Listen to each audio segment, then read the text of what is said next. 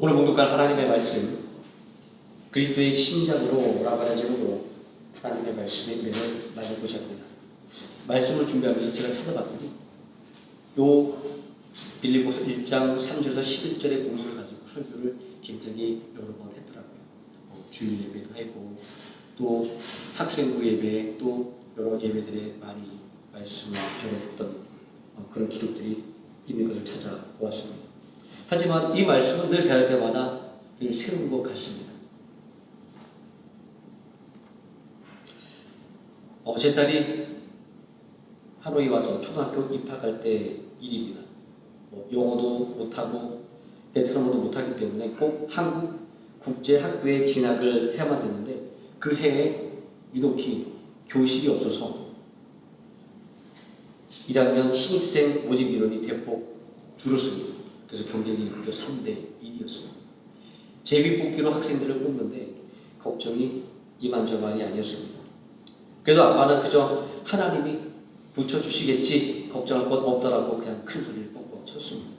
하지만 엄마는 그 딸을 위해서 소리 없이 금식 기도를 시작했습니다. 또 얼마 전에 제 또 딸이 성조숙증이 의심돼서 걱정과 근심이 너무나도 많았어요. 그래도 아빠는 하나님 지켜주실 거라 걱정하지 말라고 했지만 엄마는 또 금식 기도를 시작했습니다. 자식에 대한 이 부모의 사랑이야 말할 수 없이 큰 것이지만 이 엄마의 사랑은 아빠의 사랑보다 더 애절한 것 같습니다. 하긴 조금만 생각해 보면 그렇게 차이가 날 수밖에 없다는 것을 알 수가 있습니다. 엄마는 자식을 10달 동안 자신의 뱃속에서 길렀습니다. 그래서 자식은 원래 엄마와 한 몸이었습니다. 그래서 모든 자식은 엄마의 분신과 같은 존재입니다. 엄마의 심장과 같은 존재입니다. 그러니 엄마의 자식에 대한 사랑은 그토록 애절한 것입니다. 자식을 위해서 죽을 수 있을 만큼 말입니다. 그래서 엄마의 그 간절함 때문인지 한국국제학교에 입학해서 잘 다니고 있고 또 성조숙 중인지 알고 걱정했지만 또 검진을 받아보니까 이상이 없다고 해서 또 마음 편하게 또 이렇게 잘 살 수 있습니다. 요한일서 4장 8절 말씀은 하나님은 사랑이다 이렇게 정의를 하고 있습니다.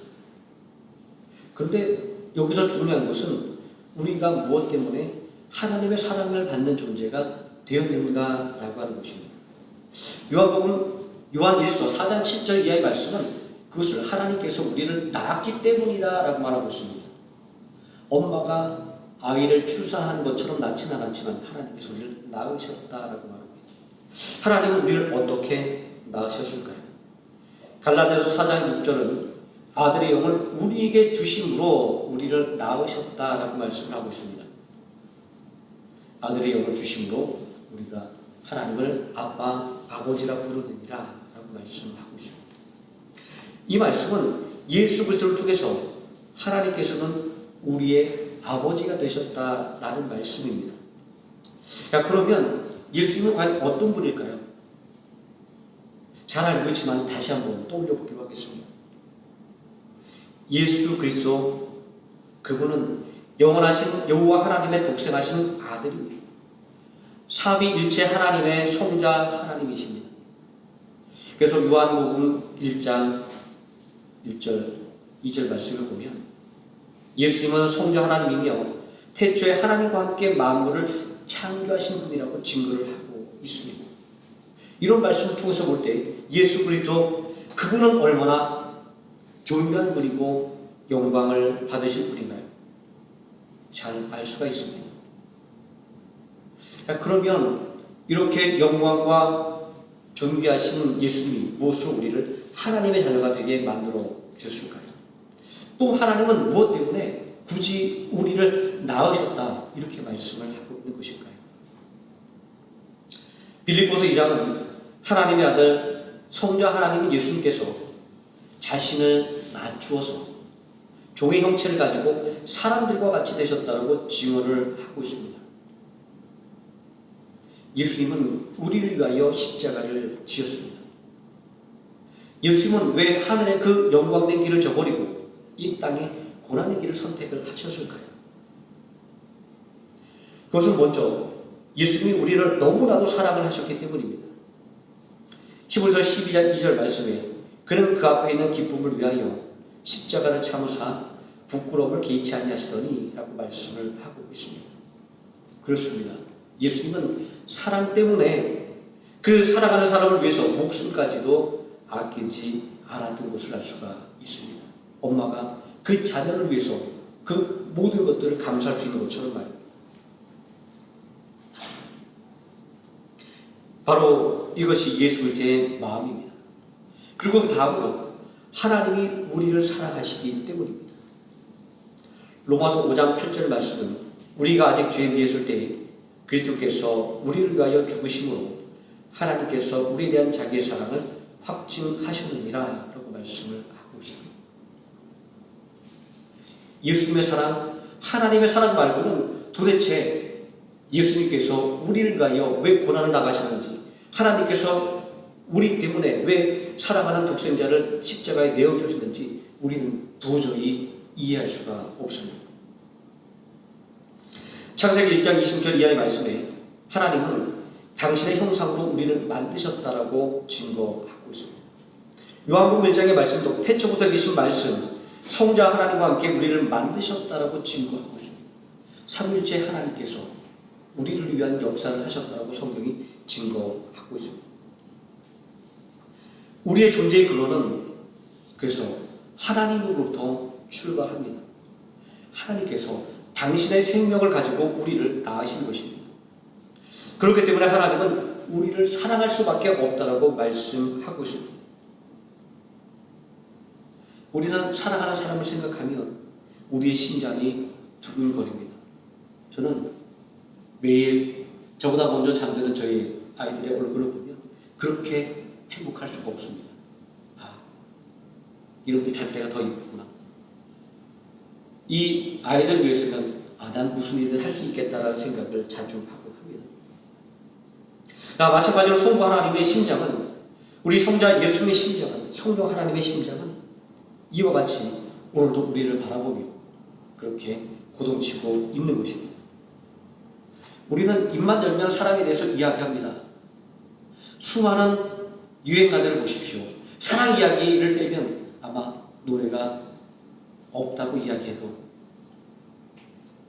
과한 이야기는 아닐 정도입니다. 하지만 우리는 그렇게 수많은 사랑을 이야기하지만 정작 사랑에 대해서 잘 알지 못하는 것 같습니다. 왜냐하면 우리를 향한 하나님의 사랑을 생각할 때 말입니다. 자녀를 생각하는 그 엄마의 사랑을 생각할 때 말입니다. 생각해 보니까 우리의 사랑은 내가 중심에 놓여져 있습니다.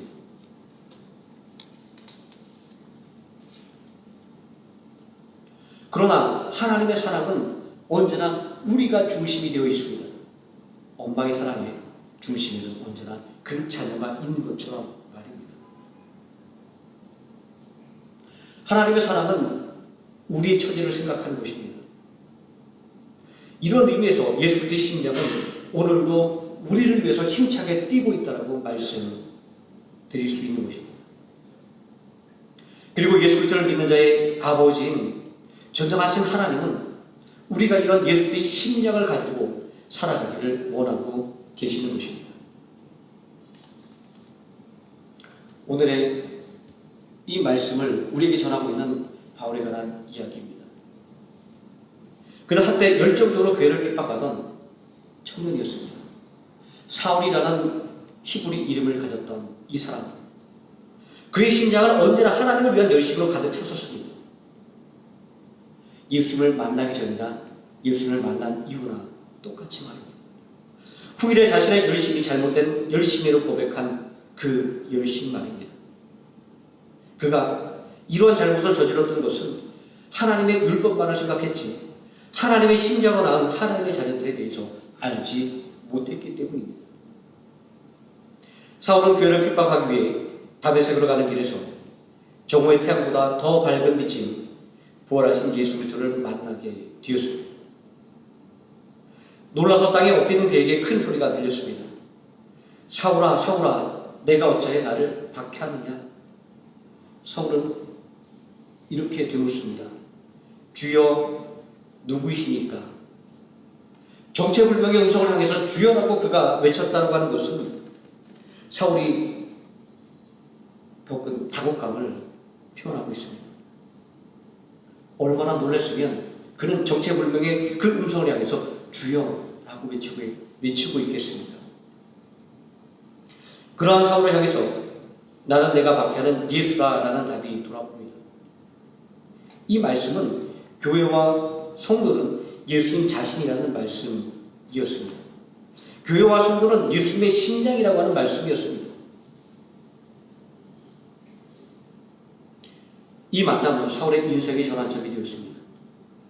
왜냐하면 예수 그리스도의 마음을, 예수 그리스도의 심장을, 하나님의 마음을 깨닫는 바로 그 순간이었기 때문입니다. 성도가 당하는 고난을 자신의 고난으로, 성도의 눈물을 자신의 눈물로, 성도의 아픔을 자신의 아픔으로 느끼는 예수 그리스도의 심장을 느꼈기 때문입니다. 그 순간 이후 사울은 예수 그리스도의 심장으로 살기로 결단을 했습니다.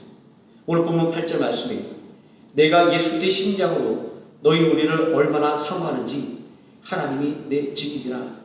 이 말씀은 이러한 바울의 진심을 잘 보여주는 것입니다.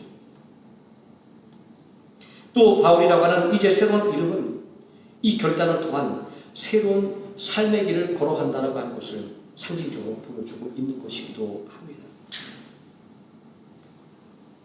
오늘 본문의 말씀에서 바울이 말하고 있는 예수 그리스도의 심장은 무엇을 의미할까요?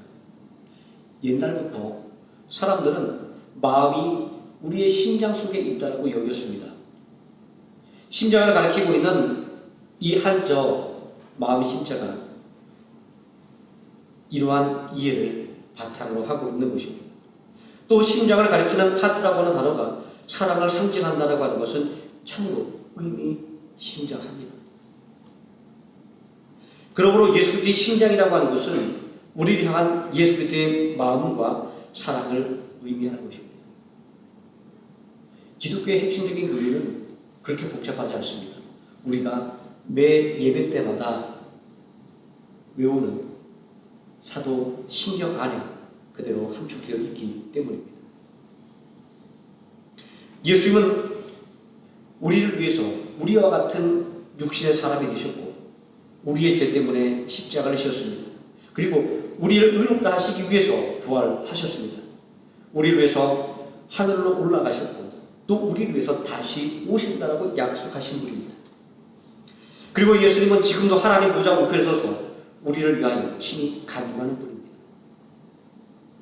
우리를 위한 이런 예수 그리스도의 마음과 사랑을 바울은 그리스도의 심장이라고 이렇게 표현을 하고 있는 것입니다. 사람들은 종종 사랑의 기쁨과 슬픔을 심장이 고동치는 것과 그리고 심장이 아파오는 것에 비유하지 않습니까? 바울은 교회와 성도를 위한 자신의 마음을 이렇게 표현하고 있습니다. 예수 그리스도의 심장으로 내가 기도하노라.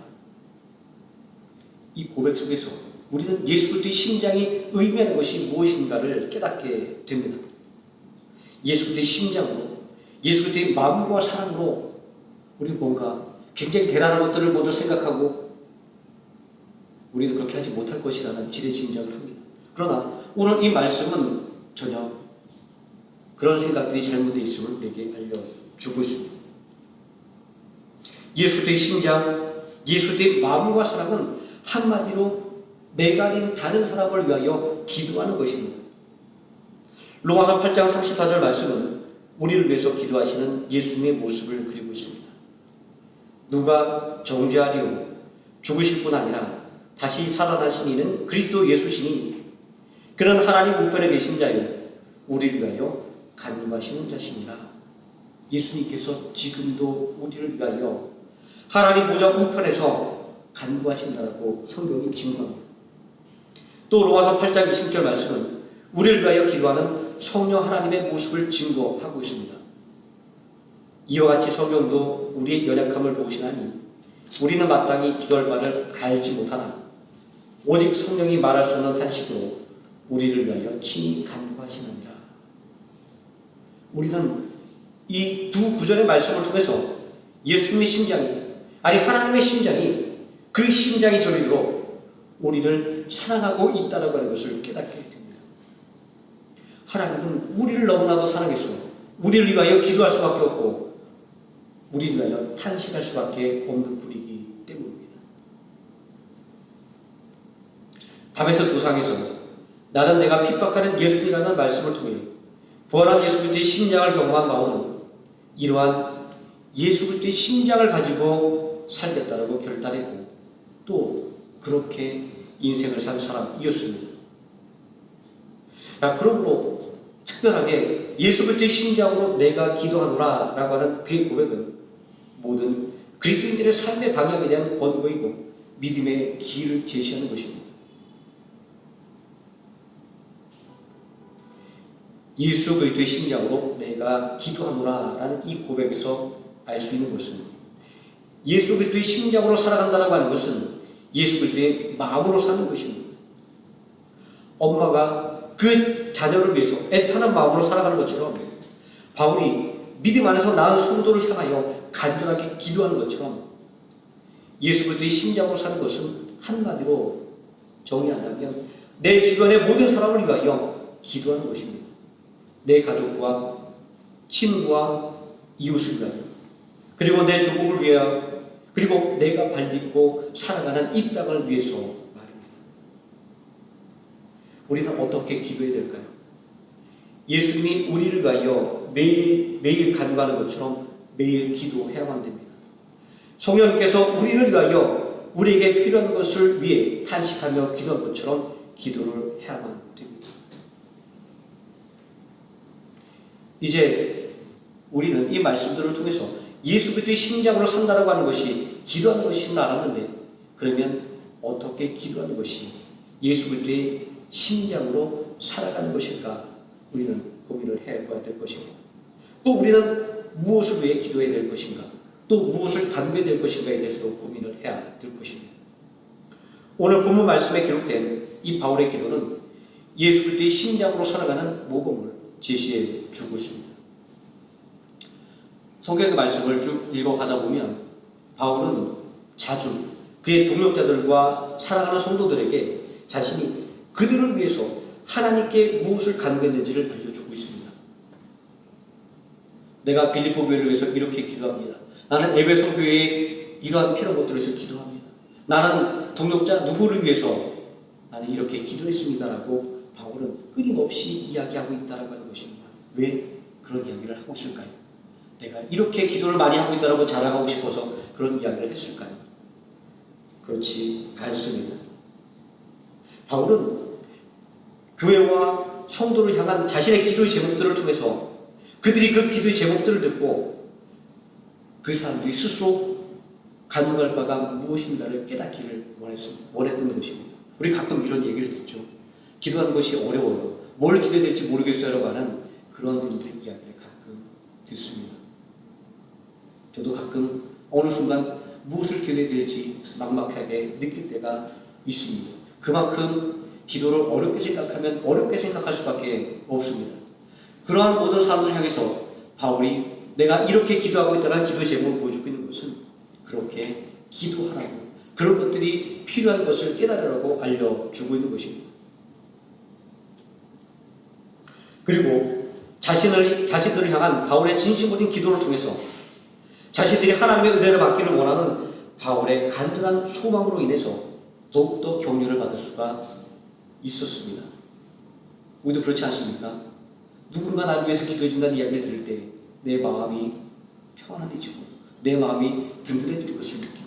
아 그래 나를 위해서 기도해주는 사람이 있구나. 나는 혼자가 아니야 라는 것을 우리가 알게 되기 때문입니다. 오늘 우리 말씀 가운데 있는 이러한 바울의 모범적인 기도의 내용들을 한번 살펴보도록 하겠습니다.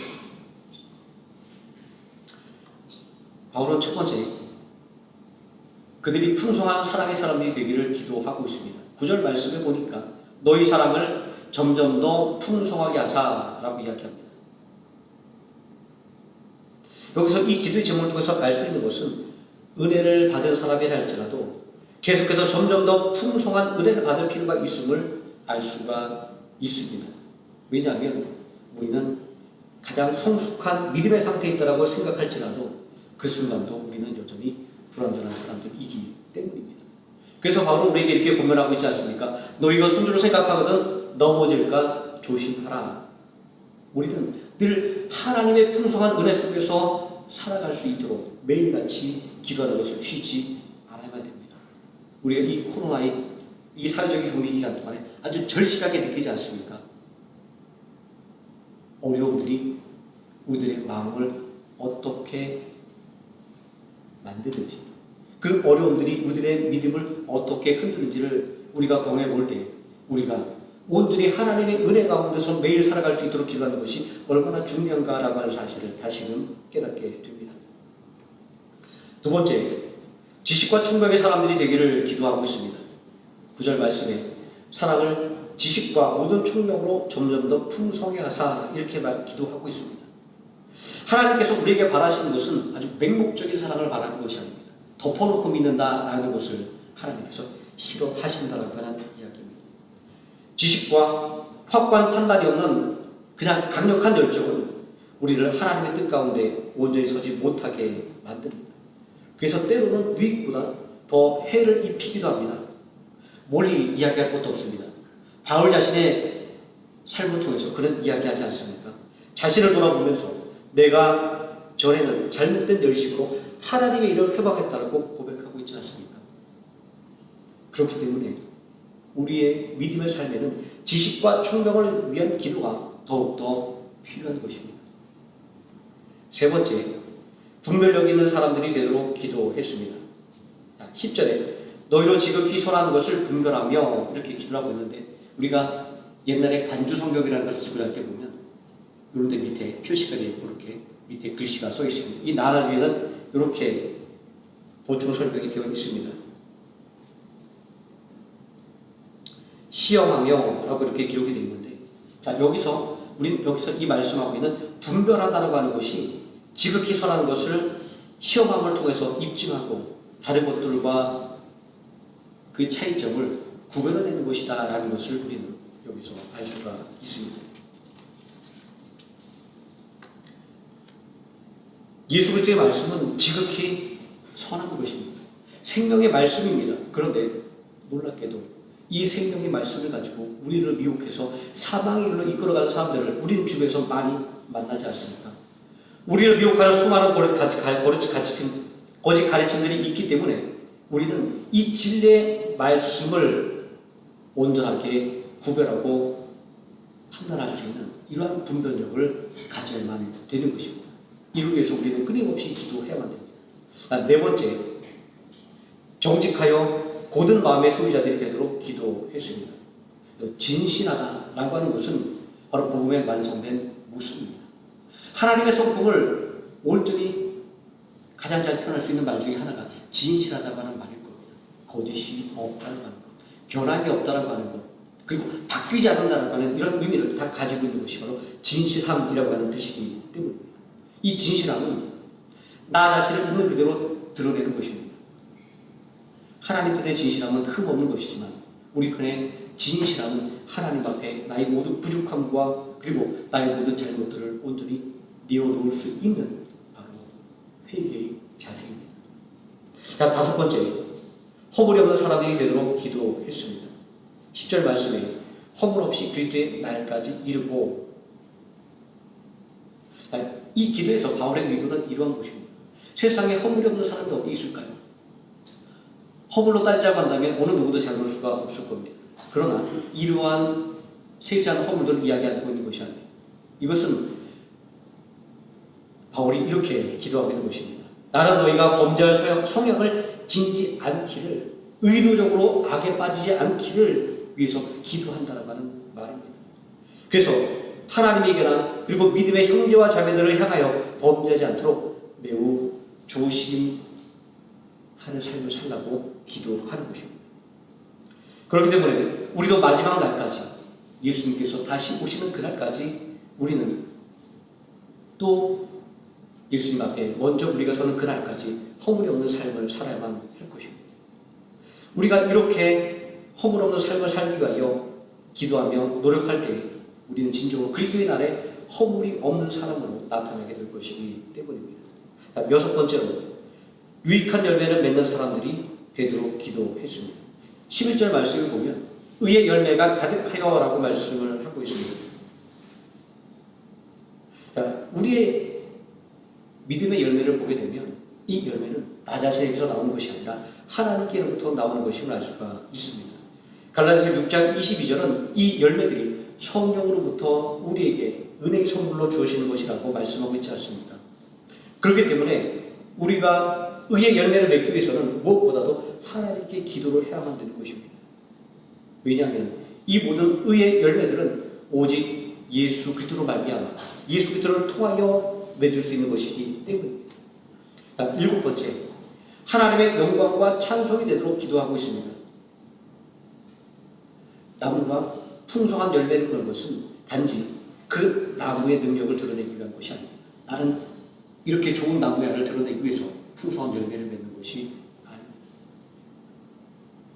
마찬가지로 우리는 우리의 믿음의 삶의 열매로 우리 자신의 영광만을 추구해서는 안 됩니다. 성도인 우리가 선을 행함으로 선한 일들로 우리의 삶이 풍성하게 될 때 그만큼 하나님께서는 많은 영광을 받으시기 때문입니다. 그래서 예수님은 마태복음 5장 16절에서 이같이 너희 빛이 사람 앞에 빛이 가여 그들로 너희 착한 행실을 보고 하늘에 계신 너희 아버지께 영광을 돌리게 하라 이렇게 가르치고 있는 것입니다. 짧은 말씀 속에 저는 세세하게 조각을 내봤더니 무려 7가지의 기도 제목으로 이렇게 살펴볼 수가 있었습니다. 지금까지 살펴본 교회와 성도를 향한 바울의 기도는 그야말로 구구절절합니다. 세세하고 자세합니다. 우리는 이 기도 속에서 지금도 우리를 위하여 전능하신 하나님 보좌 우편에서 우리를 위해서 기도하시는 예수님의 마음을 떠올리게 됩니다. 지금도 우리를 위해서 말할 수 없는 탄식으로 우리가 미처 알지 못하는 그 애통한 것까지 우리를 대신해서 기도해 주시는 성령님의 마음을 떠올리게 됩니다. 자녀를 위해서 간절하게 기도하는 엄마의 마음을 떠올리게 됩니다. 오늘 우리는 이 말씀을 보면서 나 자신이 당면한 어려움 속에서 나 자신뿐만 아니라 교회와 성도들을 생각해 보야만 됩니다. 말 못하는 고민 속에 있는 성도들, 말 못하는 어려움 속에 있는 그 성도들의 모습을 말입니다. 이러한 모습을 생각할 때마다 우리는 내 심장이 아니라 예수 그리스도의 심장을 가지고 살아야 되겠다는 다짐을 해야만 할 것입니다. 왜냐하면 나의 심정을 가지고 할 수 있는 것이 아무것도 없기 때문입니다. 안타까움과 동정의 마음을 가질 수 있지만 이것으로 우리가 교회와 성도를 위하여 무엇을 할 수가 있을까요? 어떤 도움을 줄 수가 있을까요? 그렇기 때문에 예수 그리스도의 심장으로 교회와 성도를 바라보아야만 하는 것입니다. 예수 그리스도의 심장으로 세상을 바라봐야만 하는 것입니다. 그럴 때 비로소 교회와 성도를 위해 기도하게 되기 때문입니다. 마음속에 예수 그리스도의 마음을 품으시기 바랍니다. 그래서 예수 그리스도의 심장으로 기도하게 되시기를 바랍니다. 우리가 잘 알고 있는 옛날 이야기를 통해서 오늘 말씀을 마치고자 합니다. 사슴의 심장을 가진 돼지 이야기입니다. 제가 아마 가끔 드렸던 말씀이었던 것도 같습니다. 옛날 아주 오랜 옛날 어느 나라의 임금님이 사랑하는 딸에게 아기 돼지를 선물했습니다. 이 어린 공주는 아기 돼지를 너무나도 예뻐해서 애지중지했습니다. 그런데 아기 돼지는 깨끗하게 씻겨서 예쁜 옷을 입혀놓으면 진흙탕에 가서 구르고 그리고 똥밭에 가서 뒹구는 것이었습니다. 공주는 그런 아기 돼지를 이해할 수 없어서 늘 마음이 상했습니다. 아무리 타이르고 아무리 깨끗하게 씻겨도 변하지 않았습니다. 이런 자기 마음을 몰라준 아기 돼지가 야속했습니다. 어느 날 사랑하는 딸이 이 돼지 때문에 근심하는 것으로 임금님은 아기 돼지의 심장을 꽃사슴의 심장으로 바꿔 주었습니다. 그때부터 이 아기 돼지는 옛 습성을 버리고 꽃사슴처럼 우아해졌다라는 그러한 옛날 이야기입니다. 바울은 자신의 야망으로 그 심장에 고동치던 사람이었습니다. 그러나 그가 부활하신 예수 그리스도를 만난 이후로 그는 자신의 야망으로 뛰던 심장을 교회와 성도를 위하여 고난당하는 예수 그리스도의 심장으로 바꾸었습니다. 그러자 그는 예수님처럼 교회와 성도를 위하여 기도하는 사람이 되었습니다. 교회와 성도를 위하여 하나님의 나라를 위하여 목숨을 거는 사람이 되었습니다. 우리도 마찬가지입니다. 우리가 예수를 믿기 전에는 진정 나 자신의 꿈과 나 자신의 목표를 이루기 위해서 얼마나 열심히 달려왔습니까? 우리의 심장은 그 일을 위하여 열심히 고동쳤습니다. 그러나 우리도 이제 바울처럼 예수 그리스도의 심장으로 우리의 심장을 온전히 바꿔야만 될 것입니다. 우리의 심장이 예수 그리스도의 심장으로 온전히 바뀌어 나아갈 때 우리는 비로소 교회와 성도를 위하여 그리고 우리의 살아가는 자들을 위하여 더욱더 애통하며 더욱더 간절한 마음으로 기도하는 사람이 될 수 있기 때문입니다. 오늘처럼 어려움이 끊임없이 우리들에게 파도처럼 밀려오는 이때 세상 그 무엇보다 우리에게 필요한 것은 바로 이러한 예수 그리스도의 심장이며 예수 그리스도의 마음입니다. 우리의 마음 속에 우리의 가슴 속에 예수 그리스도의 심장으로 고동칠 수 있도록 더욱더 소망하며 기도하시는 성도 되시기를 예수님의 이름으로 축원드립니다. 기도하시겠습니다. 전능하신 아버지 하나님, 오늘 자신의 야망으로 힘차게 뛰던 심장을 우리를 위하여 목숨 버린 예수 그리스도의 심장으로 바꿔 진정으로 하나님의 나라를 위하여 교회를 위하여 성도를 위하여 살았던 바울의 모범을 통하여 또한 하나님의 아들의 모범을 통하여 우리도 그러한 마음으로 그 심장을 가지고 살아가기를 원합니다. 아버지 하나님, 우리를 온전히 붙들어 주심으로 말미암아 우리가 온전히 그리스도의 것이 되게 하여 주시고 온전히 그리스도의 마음으로 살아가도록 붙잡아 주시옵소서. 예수님의 이름으로 기도드립니다.